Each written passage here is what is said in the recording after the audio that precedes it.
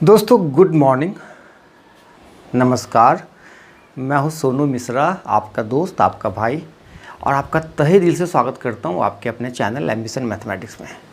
आज हम बात करने जा रहे हैं एसआई और सीआई का बहुत ही प्यारा सा, बहुत ही इम्पोर्टेंट कॉन्सेप्ट जो बहुत ही ज़्यादा एसएससी, रेलवे, बैंकिंग जैसे कॉम्पिटिटिव एग्ज़ाम में पूछे जाते हैं। तो वो कॉन्सेप्ट क्या है हम वो आज आपको बताते हैं। जैसे आपके पेपर में एक सवाल आता है कि किसी धनराशि का कोई भी अमाउंट दे रखा है, उसमें 2 साल का, ठीक है, कितने साल का, 2 साल का एसआई दे रखा होता है और सीआई दे रखा होता है, ठीक है। किसी धनराशि का 2 साल का एसआई और सीआई, मान लेते हैं एसआई 400 और सीआई 420 है। तो आपसे सवाल पूछता है कि वो रेट कितना होगा और मूलधन कितना होगा, ये सवाल है। आप इसको लैंग्वेज का रूप भी दे सकते हो। आप लैंग्वेज क्या लिख सकते हो कि किसी धनराशि का एसआई और सीआई, सिंपल इंटरेस्ट और कंपाउंड इंटरेस्ट, क्रमशः 400 और 420 है, ठीक है। 400 और 420 है, तो धन बताइए और दर बताइए, ठीक है। ये आपका सवाल होता है। मैंने यहाँ भी शॉर्ट करके लिख दिया है, ज़्यादा वक्त लगाना नहीं है सवाल को समझने में। अच्छा सीखा होगा, लेकिन मैं जो तकनीक बताता हूँ उसको अच्छे से सीखना मुझे लगता है कि आज तक का सबसे बेहतरीन तरीका होगा जो मैं आपको बताने जा रहा हूँ, ठीक है। आपको करना है कि ऐसे सवाल को सॉल्व करने के लिए मिटा देते हैं। सवाल तो आप फिलहाल समझ ही गए होंगे कि कहता क्या है। करना आपको ये है, आपको एक बेसिक बातें याद रखनी है। एसआई प्रत्येक साल इक्वल होता है। अगर मैंने किसी से 1000 रुपये कर्ज लिए और मैंने बोला कि 10% इंटरेस्ट दूंगा, 1000 रुपये का 10%, 100 रुपया इंटरेस्ट देना है, तो प्रत्येक साल ये 100 रुपया ही जाएगा, ठीक है। ब्याज सालाना लग रहा है, तो 100 रुपया प्रत्येक साल क्या कर रहे हैं, उसको ब्याज दे रहे हैं। लेकिन सीआई में ऐसा नहीं होता है। सीआई में क्या होता है कि अगर एक बार 100 रुपया ब्याज लग गया तो अगली बार फिर ब्याज का भी ब्याज लगेगा। यही होता है ना, यही कॉन्सेप्ट आपने पढ़ा है। तो फिलहाल आप देखो, 2 साल में एसआई कितना हो जाता है, 400। मतलब पहले साल भी 200 लगा होगा और अगले साल भी 200 लगा होगा, है कि नहीं। अगर 400 रुपया एसआई है 2 साल में, तो पहले साल 200, अगले साल भी 200। अब जिस अमाउंट पे 400 रुपया एसआई आया हुआ है, उसी अमाउंट पे सीआई आया है 420। इसका मतलब है कि पहले साल एसआई हो या सीआई हो वो तो बराबर होता है। पहले साल एसआई हो या सीआई हो वो दोनों क्या होता है, बराबर होता है। उसके बाद 420 हुआ है 2 साल में, इसका मतलब पहले साल 200 और अगले साल 220, तब तो 2 साल में 420। अब ज़रा गौर फरमाने वाली बात यहाँ यह है कि ये जो 20 रुपये एक्स्ट्रा हुआ है वो किसका ब्याज, ब्याज का ब्याज। मूलधन का ब्याज तो 200 लग रहा है, ठीक है। प्रिंसिपल अमाउंट का जो ब्याज है, इंटरेस्ट है, वो कितना लग रहा है, 200। और इस बार जो एक्स्ट्रा 20 रुपया लगा है वो किसका ब्याज, 200 का ब्याज। अब थोड़ा समझने की कोशिश करिए। 200 में 20 रुपया ब्याज, तो रेट तो वही होगा, जितना मूलधन पे रेट होगा उतना ही ब्याज पे भी रेट लगेगा। तो 200 में 20 रुपया, तो रेट कैसे निकालेंगे, 20/200 है ना, गुने 100। Cancel cancel cancel cancel cancel, कितना हो गया, 10%। 10% क्या लग रहा है, इंटरेस्ट लग रहा है। मतलब आर की जो वैल्यू आई वो कितना, 10%। ये हो गया आपका आंसर। अब यहाँ पे क्वेश्चन रुकता नहीं है, आपसे मूलधन भी पूछ रहा है, तो क्या करना है।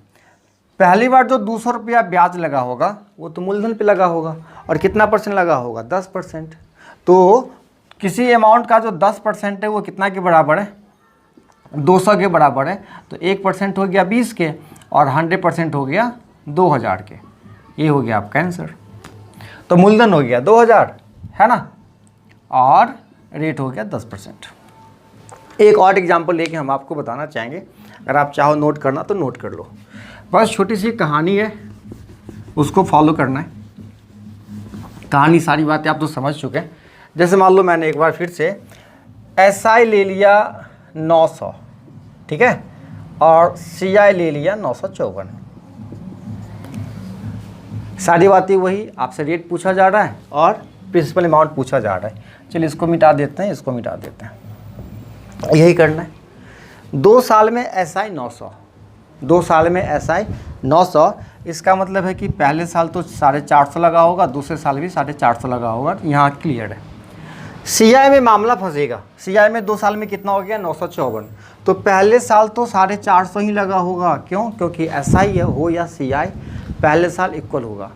अब 450 तो अगले साल लगा ही लगा, प्लस एक्स्ट्रा कितना लगा मेरे भाई, आप देखो कितना रुपया एक्स्ट्रा लगा है, 54 रुपया एक्स्ट्रा लगा है ना, 54 रुपया एक्स्ट्रा। तो ये 54 रुपया एक्स्ट्रा किसका होगा? ब्याज का ब्याज होगा। तो ब्याज कितना 450, इसमें कितना रुपया ब्याज 54 रुपया, तो रेट तो वही होगा जितना ब्याज मूलधन पे लगा होगा।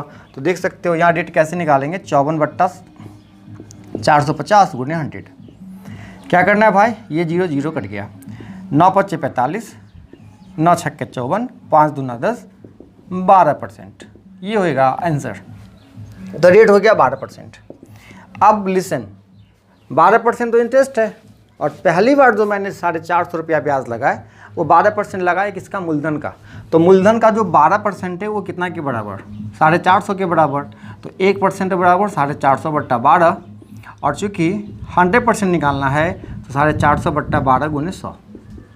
ये सॉल्व करके आंसर कितना होगा ये आपको बताना है, मैं ही बता दूँ सच्ची, ठीक है।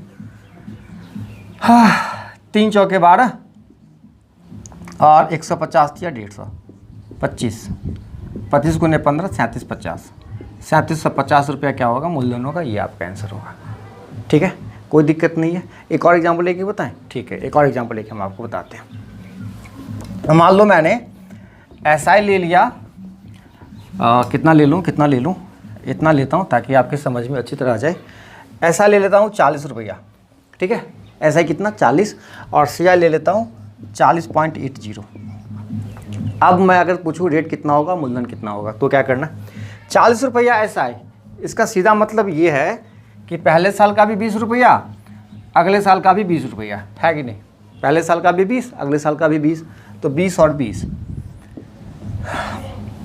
देखो अब आपका सीधा ध्यान जा रहा होगा कि 20 रुपया पे एक्स्ट्रा कितना ब्याज आ रहा है, तो आप देखोगे 0.80 एक्स्ट्रा ब्याज आ रहा है 20 रुपया पे। तो पहले साल 20 और अगले साल 20 के साथ कितना एक्स्ट्रा भागा है 80, है ना। तो इस 20 रुपया का 80 पैसा ब्याज है। तो 20 में 0.8 है, कैसे रेट निकालेंगे, 0.8/20 गुने 100, 20 पंचे 100, 8 पंचे 40, 4% रेट है। देखो रेट हो गया 4%। अब रही बात मूलधन निकालने की, तो पहली बार जो ब्याज लगा होगा 20 रुपया वो 4% लगा होगा, कितने का? मूलधन का, है ना। तो मूलधन का 4% कितना के बराबर? 20 के, 1% 5 के, तो 100% 500 के। दिस इज़ योर आंसर, है कि नहीं? ठीक है, उम्मीद करता हूँ कि ये कॉन्सेप्ट आपको बहुत अच्छा लगा होगा, समझ में भी आया होगा। अब आज के बाद कभी ये सवाल आपको मिले एकदम से गर्दा उड़ा देना है, कलम तोड़ के बनाना है। मिलते अगले वीडियो में नई कॉन्सेप्ट के साथ, तब तक के लिए बाय बाय, टाटा।